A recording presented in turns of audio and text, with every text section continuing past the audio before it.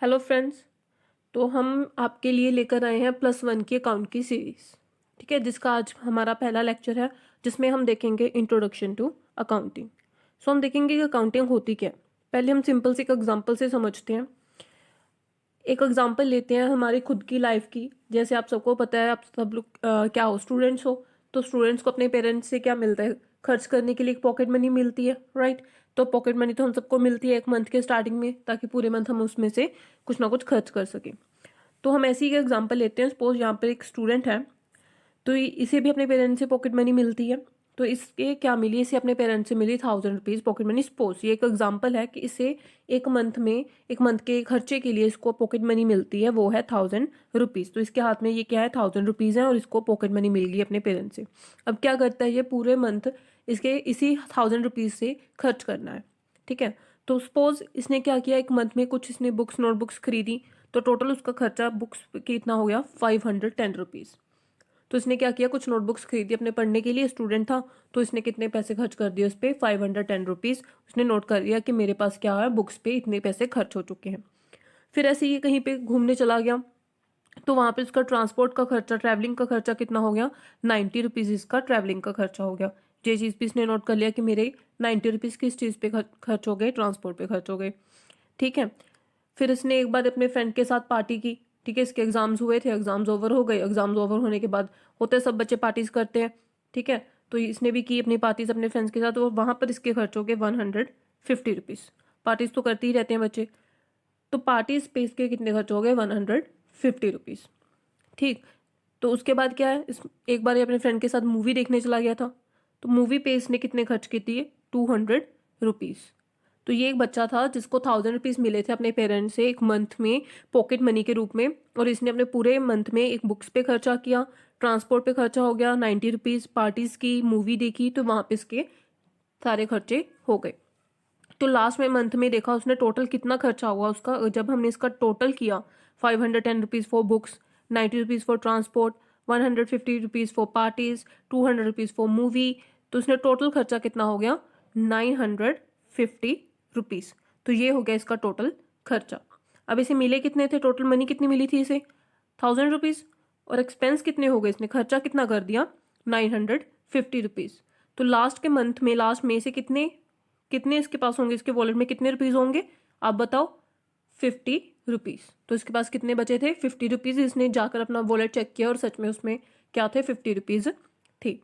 तो ये क्या थी? एग्जाम्पल क्या थी? ये कुछ भी नहीं, हमारी डेली रूटीन की एग्जाम्पल थी। हम सब करते हैं, सब स्टूडेंट्स को पॉकेट मनी मिलती है कुछ ना कुछ खर्च करने के लिए, और उसमें आप खर्च करते हो, और लास्ट में देखते हो आपके पास कितना पैसा बचा। कई बार बचता है, कई बार नहीं भी बचता, कई बार सेविंग होती है, कई बार नहीं होती। ठीक है। तो ये हमारी डेली रूटीन की लाइफ की एग्जाम्पल थी। ऐसे हम अपने पेरेंट्स को भी देखते हैं, वो क्या करते हैं? यही करते हैं कि मंथ में या एक ईयर में उनके पास कहाँ कहाँ से पैसा आ रहा है, कहाँ कहाँ से इनकम आ रही है। सपोज किसी के पेरेंट्स टीचर है, मान लो, तो उनकी सैलरी आ रही है। कोई डॉक्टर है तो उनकी अपनी चार्जेस हैं, वो लेते हैं फीस जो पेशेंट से। इसी तरह किसका जो भी काम है, जो भी कमा रहा है, वो यही देखता है कि उसकी इनकम कहाँ से आ रही है और उसके खर्चे कहाँ पर हो रहे हैं। घर पे कितने ही खर्चे हैं, आप खाना का सामान लेकर आते हो, राशन लेकर आते हो, बिजली के पैसे पे करते हो, वाटर के, हर एक चीज़ के। ठीक है। स्टडी पे आपकी फीसेस भरते हैं आपके पेरेंट्स, तो वो यही नोट करते हैं कि उनकी इनकम कहाँ से हो रही है और पैसा खर्च कहाँ पे हो रहा है, यही चीज़ देखते हैं। और साथ में लास्ट में वो क्या देखते हैं कि उनके पास क्या सेविंग्स हुई। ठीक है। अच्छा, अब एक और सिंपल से एग्जांपल लेते हैं। मान लो आप कभी स्कूल की तरफ से ट्रिप्स तो हर बच्चे को हर क्लासेस में प्रोवाइड करवाई जाते हैं, तो आप भी कभी ना कभी ट्रिप्स पे गए होगे, राइट। कभी घूमने गए होगे अपने फ्रेंड्स के साथ। तो जब आप घूमने जाते हो, तो आप पैसे किससे लेकर जाते हो? पेरेंट्स से लेकर जाते हो। आपको पेरेंट्स देते हैं कि आप घूमने जा रहे हो, ठीक है, वहां पर खर्च करने के लिए आप ये लीजिए, कुछ पैसे ले लीजिए। ठीक है। तो आप क्या करते हो? वो पैसे लेकर जाते हो, और वहां पे बहुत मस्ती करते हो, इंजॉय करते हो, खाते हो, शॉपिंग करते हो, फुल मस्ती करते हो, खर्च करते हो।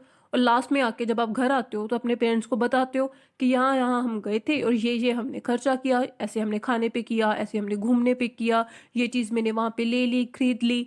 ठीक है। और लास्ट में जो कुछ सेविंग होती है अगर, तो आप अपने पेरेंट्स को बता देते हो कि ये इतनी मेरी सेविंग्स हुई। तो ये मतलब ये हमारे डेली रूटीन की लाइफ की एक्सपेंसेस हैं। डेली रूटीन में हम यही कुछ करते हैं, यही देखते हैं कि हमारे पास पैसा कहाँ से आ रहा है और पैसा कहाँ पे जा रहा है, यही चीज़ देखते हैं। तो बस यही है accounting. So simple. Yes, accounting is so simple or so interesting. Accounting कितनी इंटरेस्टिंग है और कितनी सिंपल है, बस यही देखना है कि हमारे पास पैसा कहाँ पे आ रहा है और कहाँ पे जा रहा है। इतनी सिंपल है अकाउंटिंग। तो मतलब इन्हीं सब एक्टिविटीज को अकाउंटिंग कहते हैं। और जब हम कहते हैं कि बिजनेस में अकाउंटिंग क्या है, ठीक है, क्या है, वो यही एक्टिविटीज हैं but some in a formal way. बस उसमें जो अकाउंटिंग हम यही एक्टिविटीज जो हम कर रहे हैं ना, अभी हमने देखा ये काफी इनफॉर्मल वे था, ठीक है ना। इसको हम जब फॉर्मल वे में करते हैं तो बस वही हो जाती है अकाउंटिंग इन बिजनेस। तो अकाउंटिंग सो सिंपल, डरना नहीं है इसके मीनिंग से, बहुत ही सिंपल मीनिंग है। अगर आपको मीनिंग क्लियर हो गया, इतना ईजी मीनिंग है, तो आगे की अकाउंटिंग सोचो कितनी आसान होगी, ठीक है ना। तो meaning is so simple, accounting is so simple. यही देखना है कि पैसा कहाँ से आ रहा है। जैसे देखो, इस बच्चे के पास पैसा आ रहा था 1000 रुपीज, फिर इसने देखा कि इसके एक्सपेंसेस कहाँ पे हुए, और लास्ट में इसने देखा कि इसकी सेविंग कहाँ पे हो रही है, कितनी हो रही है, ठीक है ना। सेविंग इसकी हो रही थी 50 रुपीज। तो बस यही थी अकाउंटिंग। अकाउंटिंग में क्या एक्टिविटीज है, पैसा कहाँ पे आ रहा है और कहाँ पे जा रहा है। क्लियर। अब इसकी मीनिंग को जो कि आप समझ चुके हो इस एग्जाम्पल से, जो कि इतना सिंपल है कि बस इतनी हमारी डेली रूटीन की, हम डेली रूटीन में करते हैं ये सारी एक्टिविटीज, बस हमें पता ही नहीं होता कि हम अकाउंट्स कर रहे हैं, हम अकाउंटिंग कर रहे हैं, ठीक है। चलिए, बस इसका मीनिंग थोड़ा सा हम इनकी फॉर्मल जो डेफिनेशन है उससे समझते हैं।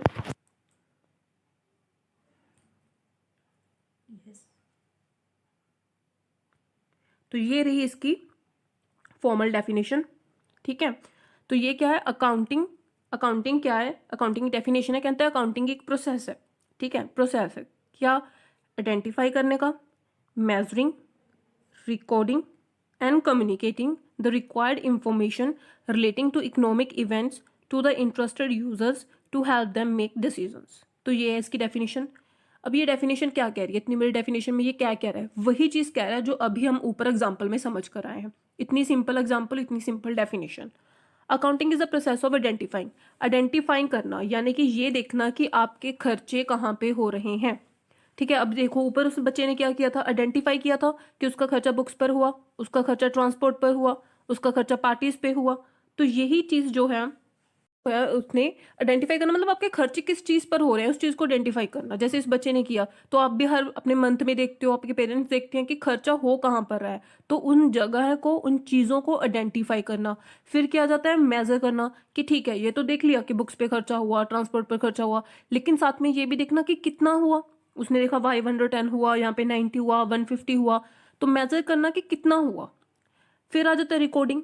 अब जो खर्चा हुआ उसको रिकॉर्ड भी तो करना होगा, तभी तो हमें याद रहेगा कि कहाँ कहाँ पर कितना हुआ। अब इतनी सारी मंथ में हम इतने सारे खर्चे हो जाते हैं, इतनी जगह से हमें पैसा आ रहा है, जा रहा है, ये सब चीज़ें याद नहीं रहती। तो उसे हम क्या करते हैं, एक बुक पे, एक नोटबुक पे उसको रिकॉर्ड करते हैं। आजकल तो बहुत सारे ऐप्स आने लगे हैं, तो आप फ़ोन पे उस ऐप में ही रिकॉर्ड कर लेते हो। पहले क्या होता था, पहले एक बही खाता होता था, पुराने टाइम पे एक बुक होती थी जिसको बही खाता कहा जाता था, और उसमें वो चीज़ें रिकॉर्ड की जाती थी, राइट। तो रिकॉर्डिंग करना मतलब उन चीज़ों को नोट करना। देन कम्युनिकेट करना। अब ऊपर की एग्जाम्पल में उसने किसको बताया, कम्युनिकेशन किसके साथ की, अपने पेरेंट्स के साथ की होगी, क्योंकि पॉकेट मनी उसके पेरेंट्स से दी थी, ठीक है। कम्युनिकेट मतलब बताना, उस रिकॉर्ड को, उसकी इनकम, उसके एक्सपेंसेस, उसकी सेविंग्स के बारे में किसी को बताना। तो accounting is a process of identifying, measuring, recording and communicating, ठीक है। इतनी डेफिनेशन तो हमें समझ में आ गई, जो कि बहुत ही आसान थी। अब second part of the definition is the required information relating to economic events. अब रिक्वायर्ड इंफॉर्मेशन क्या है, कौन सी इंफॉर्मेशन रिक्वायर्ड है।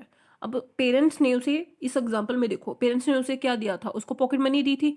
तो पेरेंट्स के लिए रिक्वायर्ड इंफॉर्मेशन क्या होगी, या इस बच्चे के लिए रिक्वायर्ड इंफॉर्मेशन क्या होगी, कि उसने उस पैसे को कहाँ पे खर्चा किया और कितनी सेविंग की। तो बस यही उसकी रिक्वायर्ड इंफॉर्मेशन थी।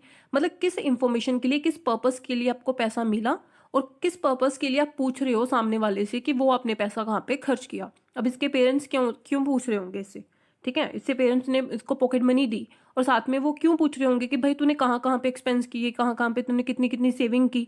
वो इसीलिए पूछ रहे होंगे ना कि चलो आगे से इसको पैसे दिए जाएं या ना दिए जाएं, ये समझदार है या नहीं है, और इसने समझदारी से पैसा खर्च किया या नहीं किया, या कहाँ पर किया पैसा। तो ये सब चीज़ों के लिए पेरेंट्स उसको पूछ रहे हैं। तो इसीलिए उन्होंने क्या पूछा उस बच्चे से, भाई तूने कहाँ पे पैसा खर्चा और कितनी तेने सेविंग की। तो दैट इज रिक्वायर्ड इंफॉर्मेशन। अब आता है इकोनॉमिक इवेंट्स। अब इकोनॉमिक इवेंट्स क्या होते हैं, इकोनॉमिक इवेंट्स होते हैं कि वो एक्टिविटीज जहाँ पे पैसा खर्च हो रहा है, जिसको इन टर्म्स ऑफ मनी हम शो कर सकते हैं। लाइक हमने बुक्स को परचेज किया, 510 रुपीज़ में, तो इसको हम in terms of money show कर सकते हैं कि हमने बुक्स 510 रुपीज़ की परचेज की, राइट। जिस चीज़ पे हमने पैसा खर्च किया, जब हमने उसने बुक्स लेने गया वो, तो उसने एक्चुअल में 510 रुपीज़ पे किए होंगे ना। जब वो मूवी देखने गया तो उसने एक्चुअल में 200 रुपीज़ पे किए होंगे, राइट। तो वो हो जाती है हमारी इकोनॉमिक इवेंट्स, वो एक्टिविटीज़ जिस पे हम पैसा खर्च कर रहे हैं या जिन एक्टिविटीज़ के थ्रू हमारे पास पैसा आ रहा है, ठीक है, जिसको हम in terms of money show कर सकते हैं। लाइक मान लो उसके मंथ में बहुत सारी, उसने एक उसका फ्रेंड था, उसके बर्थडे आया होगा, बर्थडे पे उसने ट्रीट दी होगी अपने सभी फ्रेंड्स को, और ये भी गया होगा पार्टी में, लेकिन उस पार्टी में वो ट्रीट जो थी उसकी फ्रेंड की तरफ से थी, राइट। इसने वो वहां पे पैसा खर्च नहीं किया, जो भी ट्रीट थी, जो भी पार्टी थी, वो उसके फ्रेंड ने पे किया था। तो राइट, अभी से नोट करने की जरूरत है वो, क्या इसने एक्चुअल में पे किया था उस पार्टी पे? नहीं। इसकी जेब से पैसा गया? नो। तो जब इसकी जेब से पैसा ही नहीं गया, इसके 1000 रुपीज वहां पे खर्च ही नहीं हुए, तो क्या ये रिकॉर्ड करेगा अपने अपने अकाउंट्स में? नहीं करेगा। तो वो क्या हो जाता है हमारी नॉन इकोनॉमिक इवेंट्स। वो क्या हो जाता है? Non economic events. उसको हम बोलते हैं नॉन इकोनॉमिक इवेंट्स, राइट। तो ये है हमारा इकोनॉमिक इवेंट्स। इकोनॉमिक इवेंट्स क्या होते हैं? जिसपे हमारा एक्चुअल में पैसा खर्च होता है। To the interested users. अब इंटरेस्टेड यूजर्स कौन हुए? इंटरेस्टेड यूजर्स, अब ऊपर की एग्जांपल में देखो इंटरेस्टेड यूजर्स कौन होते हैं। अब इस बच्चे ने पैसा खर्च किया था और उस पर सेविंग की, ठीक है। अब इससे पूछने वाला और इसको पैसे देने वाला कौन है? इसके पेरेंट्स हैं, राइट। तो इसके मनी में, इसकी एक्सपेंसेस पे और इसकी सेविंग पे कौन इंटरेस्टेड है? इसके पेरेंट्स इंटरेस्टेड है, राइट। तो वही हो गए इसके इंटरेस्टेड यूजर्स। मतलब जो आपको पैसा देते हैं या किसी ना किसी तरह से वो आपसे इस तरह रिलेटेड हो कि वो जानना चाहते हो कि आपके एक्सपेंसेस कहाँ हो रहे हैं और कितनी आपकी सेविंग हो रही है, तो वो होते हैं आपके इंटरेस्टेड यूजर्स। इस केस में इसके इंटरेस्टेड यूजर्स कौन होंगे? इसके पेरेंट्स। तो इसके पेरेंट्स जो हैं वो इसके इंटरेस्टेड यूजर्स होंगे। मीन्स वो जानना चाहते होंगे कि इसने पैसा कहाँ पे खर्च किया, कितनी इसने सेविंग की, तो वही हो गए इंटरेस्टेड यूजर्स। इसी तरह अगर हम बिजनेस के एग्जांपल में देखें तो वहाँ पे जो जो इंटरेस्टेड यूजर्स होंगे, जो आपको बिजनेस करने के लिए पैसा देंगे या आपसे किसी ना बिजनेस के फॉर्म में आपसे जुड़े हुए होंगे, ठीक है। To help them make decisions. अब to help them make decisions ये क्या है?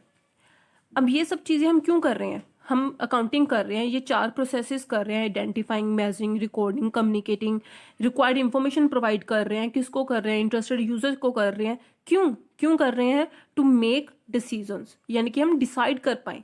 अब क्या डिसाइड कर पाना है? अब इस केस में देखो, इस केस में ये उसके पेरेंट्स थे। मैंने आपको पहले भी बताया कि पेरेंट्स ने उसको पैसे दिए थे, पॉकेट मनी दी थी खर्च करने के लिए, राइट। अब उसके पेरेंट्स ने उसको पॉकेट मनी दी खर्च करने के लिए, तो वो क्या डिसीजन लेना चाहते थे? ये देखना चाहते थे कि हमारे बच्चे ने, जिसको हमने पैसे दिए हैं, क्या वो अच्छे से समझदारी से खर्च करता है, क्या वो सही जगह पर सही अमाउंट खर्च करता है, क्या आगे से उसको पैसे दिए जाएं या ना दिए जाएं। तो यही कुछ डिसीजन पेरेंट्स ने लेने थे, राइट। और इन्हीं डिसीजंस को लेने के लिए उन्होंने क्या किया? ये सारी इंफॉर्मेशन उन्होंने की, उन्होंने आइडेंटिफाई करवाया, उससे मेजर करवाया, रिकॉर्डिंग करवाई, कम्युनिकेटिंग करवाई, फिर उससे इंफॉर्मेशन पूछी, ठीक है, किस बारे में, इकोनॉमिक इवेंट्स के बारे में पूछी। तो ये सारी चीज़ अकाउंटिंग जो उन्होंने की है ना, ये सारी डेफिनेशन उन्होंने की, तो किस चीज़ के लिए की?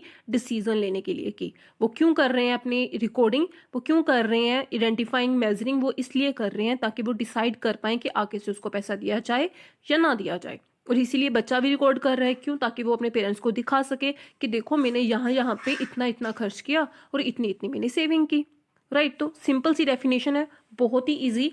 Accounting is process of identifying, measuring, recording and communicating the required information relating to the economic events to the interested users to help them make decisions। ठीक है, तो आई होप आपको ये बहुत ही सिंपल सा मीनिंग, बहुत सिंपल सी definition आपको समझ में आई होगी, वो भी बहुत अच्छे से।